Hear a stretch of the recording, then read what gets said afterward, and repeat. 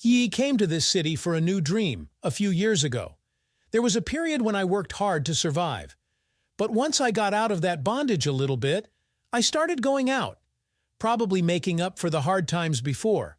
Or maybe because I was in a foreign city looking for new people. After all, if you spend the most pleasant time with a person, he immediately becomes your close friend. So I spent my life for probably a year, but common sense constantly told me that sooner or later you can get into too serious story. And I should stop with the search for new friends among the first caught, like me, promiscuous people. But this thought came only in the morning. In the evenings there was a longing of the soul and a strong desire to look for new adventures. I was saved by a girl, or rather, I grasped this situation, realizing that I will never get out alone. Although I met her at some regular party, where only connoisseurs of the real high gathered. And in this we were in perfect agreement, and she gladly fueled any of my crazy ideas. It was easy and awesome with her. She knew how to get pleasure, and that's what I liked about her. She was also reliable in sex, which suited me as an insatiable male. And I gladly poured liters of my energy into her. She'd take anything, anytime. I also figured out how to solve problems with her. If she was dissatisfied with something, you just had to have sex with her and her mood always changed radically. I ended up staying at her house a lot. There was only one problem, her mom, who lived with her. Although it makes sense, I somehow felt that she was too free to live with her mom. So despite our temperament, when mom was home, we had to restrain ourselves as much as possible. For some reason, I felt very uncomfortable in front of her mom.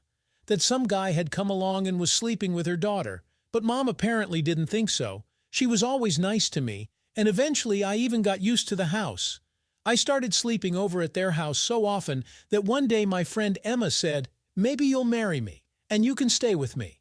And I said yes right away. So she's the one who asked me to marry her. I'm just realizing it now, how far I've come in my search for the pleasures of this life.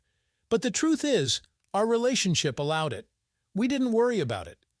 It was just that she was probably not comfortable in front of people to have some unknown man living with her. And so everything is official. Everything is possible. We celebrated the wedding as a continuation of our easy life.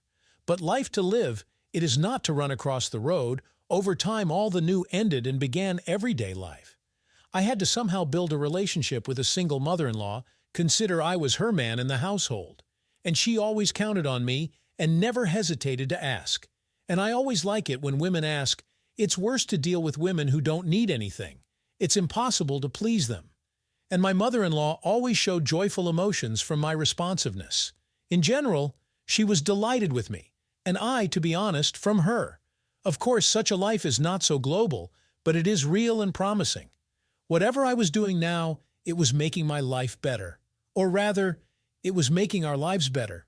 For example, the more I did good things for my mother-in-law, the more she did for me. So I thought about her a lot. I thought about how she was a great woman, but she was lonely, and I wish she could find someone. But she was so good, and all around her were assholes. I realized it was a purely feminine expression. Looking at all the different men I've talked to, it was mostly like that. It's amazing how selfish we are. How women live with us, I thought, looking at all these consumers. I started calling her mom, and she seemed to like it. Or rather, at first she looked at me gingerly and distrustfully when I started saying it, but then she took it upon herself to fulfill the role of a mother and loved me more than she told me off. Yes, she treated Emma the same way. I've noticed for myself that I've also tried to see more virtues in her than faults. Though I think of people differently in life, I saw her as a woman, even though she was careful to hide it. She had such shapely legs and big nice breasts, which she was always adjusting trying to fit into her bra. All in all, she had a pretty seductive shape, and she didn't particularly care about her body. She never seemed to have a complex to hide anything. Such women, if undressed, can be very beautifully shaped. Although I can imagine my wife was pretty much the same. She wasn't too bothered by the fact that her breasts were almost all sticking out and even a nipple was visible. She was less and less embarrassed of me. Mostly she wore her clothes sloppily. She constantly forgot to adjust her robe, and I saw a lot of things. I finished putting together my puzzles about her body by accident when I went into the bathroom when she had just undressed. I thought it was my wife at first. Their bodies were so similar. So I kept going in. And also that my mother-in-law was standing there, not even covering herself. But I began to distinguish at first some inaccuracies in her body.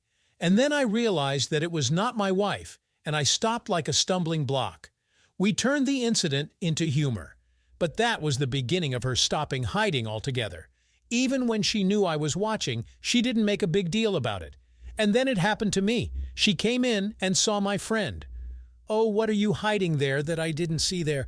She looked at it intently before I realized it wasn't my wife who came in and started hiding. She threw some clothes on the washing machine and walked out. Well, since that was the case, I started walking around relaxed. I walked in my underwear so that I could see everything as much as possible. My mother-in-law sometimes only grinned, noticing the way I could see that she was looking at me there. A little later it happened, and it happened by accident.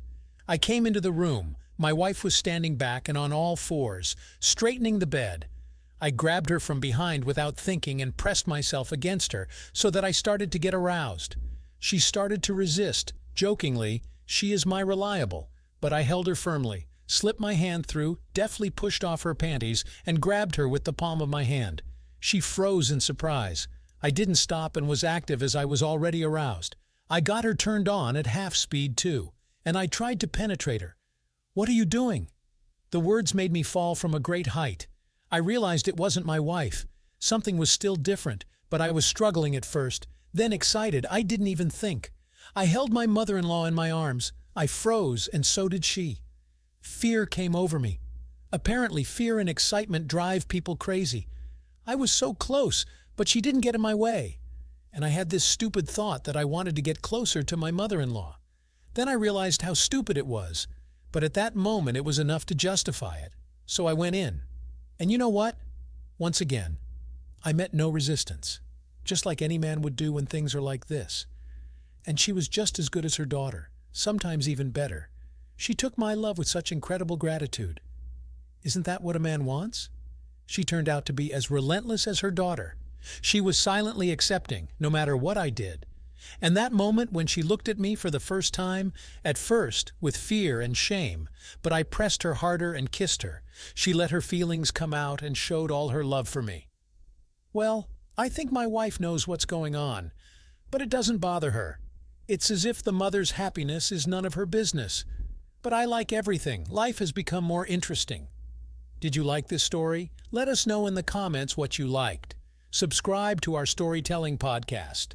Also, don't forget to like and ring the bell so you don't miss more interesting stories. See you soon.